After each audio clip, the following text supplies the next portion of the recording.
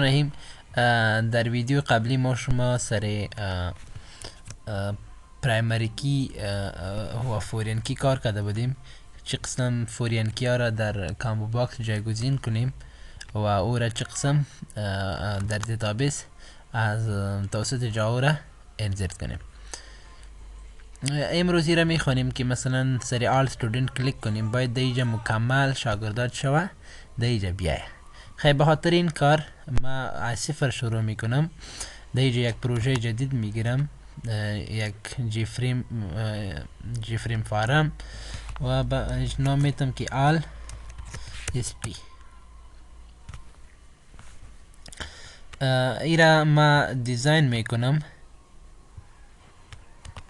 مثل که شما میبینین ما یک پنل گرفتم و یک دانه لیبل گرفتم و دیجا یک تیبل میگیرم. دیجا میمانم، سایزشم کم میکنم.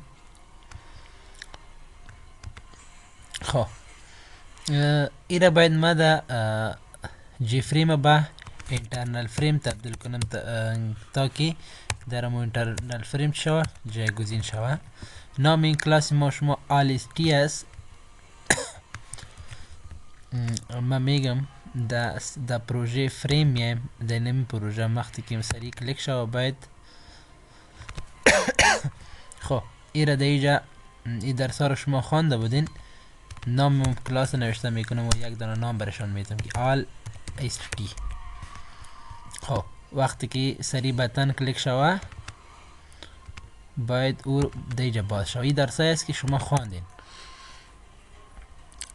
آل است مساوی با نیو نام مو کلاس ابجکتش ساختم.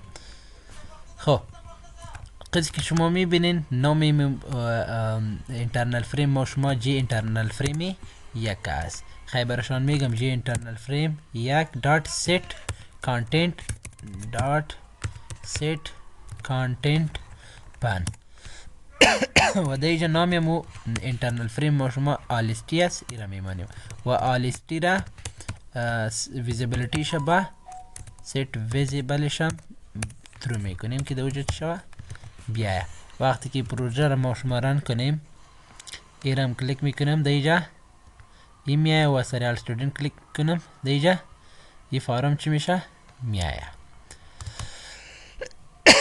خب میایم پس در این پروژه آلیستی باید وقتی که این پروژه را ما شما ران میکنیم مکمل اما ریکاردا باید دیجا شوه سلکت شوه.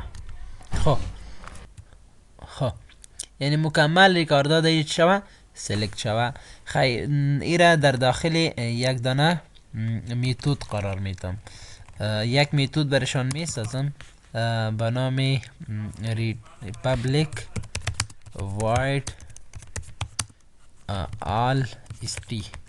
یک میتود میسازم و در این میتود اول با دیتابیس وصل شوه، کنکشن اجرا شوه. خیلی به خاطر ما شما کنکشن در اینجا ساخته بودیم میایم امون کنکشن کاپی میگیرم.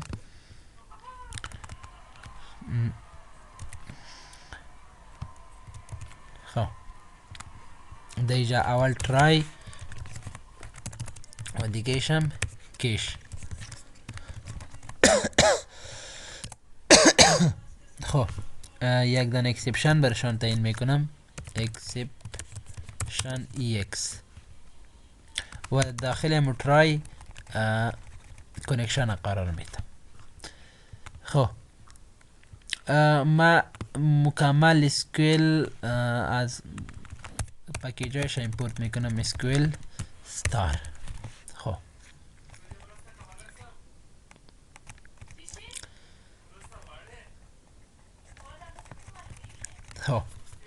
اول ما شما که کیوری MySQL نوشته میکنیم در داخل prepared statement یک نام میتیم st con prepared statement. دیگه که مثلا کیوری MySQL ما نوشته کنیم select all from student.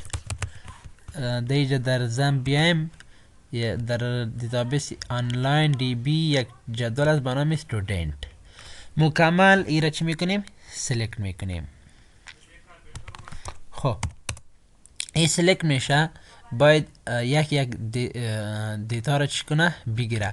وقتی که دیتا را ما شما میگیریم از طریق ریزالت سیت ما شما میگرفتیم ریزالت سیت یک نام میتم آرس و برشان میگم st dot execute query. خب وقتی که ما شما ریکارد در جدول سلکت میکردیم در جدول جایگزین میکردیم امو ریزالت سیت در اینجا امپورت میکردیم. این درس است که شما خواندین در لیبرری ریزالت سیت امپورت میکردیم آرس صحیح. خب نام جدول میبینم نام جدول ما شما است جی تیبل یک.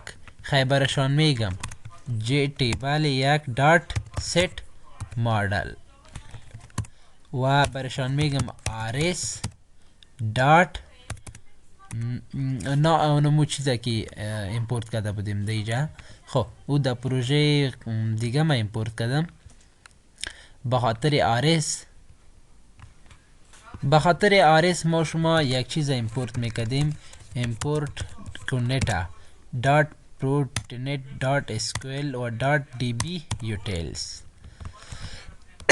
که آرس امو فایل آرس شوه امپورت شوه. خب ما پایین میایم پایین و برشان میگم آرس دات جی تیبل یک دات جی تیبل یک دات ناممو دی بی یوتیلز دی بی دات ست مدل ناممو دی بی یوتیلز نوشته میکردیم دی بی یوتیلز دات ریزالت سیت تیبل مدل و دیجا نام آرس چی میکردیم نوشته میکردیم. وقتی که این پروژه را مرن کنم دیجا سری کلیک کنم ریکارد نامد. ریکارد به خاطر نامد که حتما ما شما در یک جای ایرر داریم. امو ایرر را میبینیم که ایرر کجا است. خب خیمه یک کش میتم که یا ایجا میشه یا نمیشه. دیجا یک کش جی اپشن پن نشان میتم جی اپشن پن دات شو مسیج دیالوگ و دیجا نشته میکنم که ایرور. خب پس میایم پروژه را رن میکنم که آیا امی ایرر نشان میته یا نمیته. خب ایرر در کنکشن نیسته.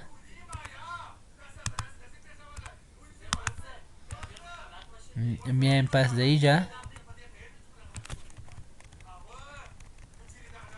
خب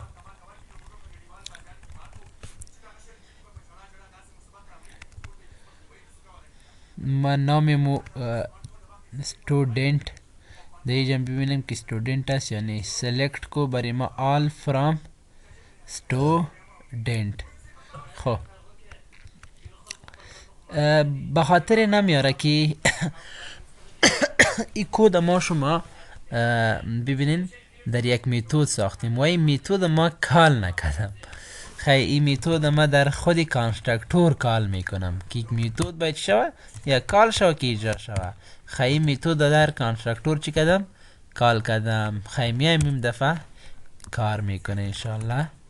اینجا میبینین که دیتا آمد ولی دیجا دیتا رو شما ببینین احمد است خان است ولی است مکمل ایج است سیس فیس است تیچر است. تیچر رو ببینین دیجا چرا دو میاره و چهار میاره. خیمه چی بفهمم که دیجا مثلا یک شاگرد دیگر اضافه میکنم یک شاگرد دیگه اضافه میکنم دیجا ارت استودنت مثلا به نام احمد خان باشه مثلا احمد باشه مثلا 12 باشه 500 باشه و دیجا شاگرد مثلا 5 خان باشه.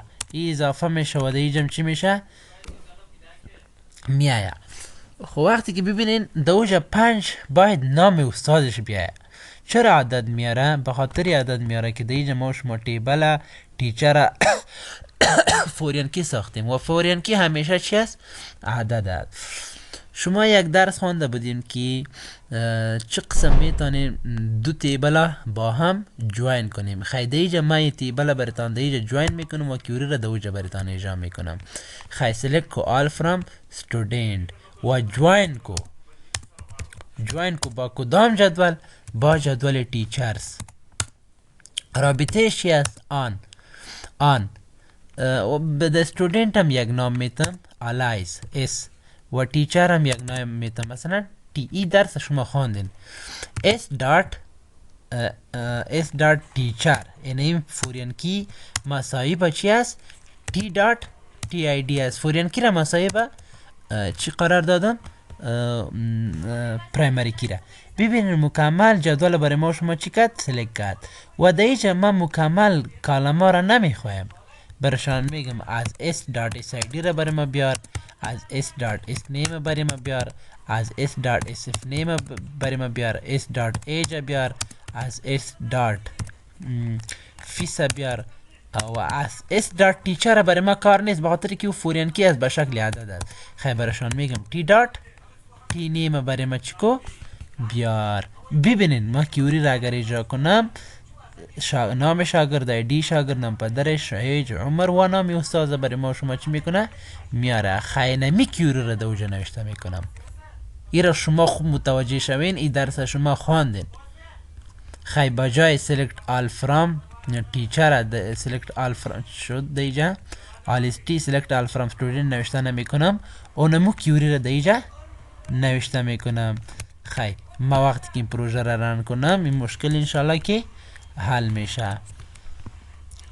آرت استودنت هم کار میکنه. ایجم چی شد؟ آمد. ببینین مکمل دیتا دیگه چی شد؟ آمد. خیلی بود درسی جوین کردن چی؟ جداول. چه قسم جداول با هم جوین کنیم.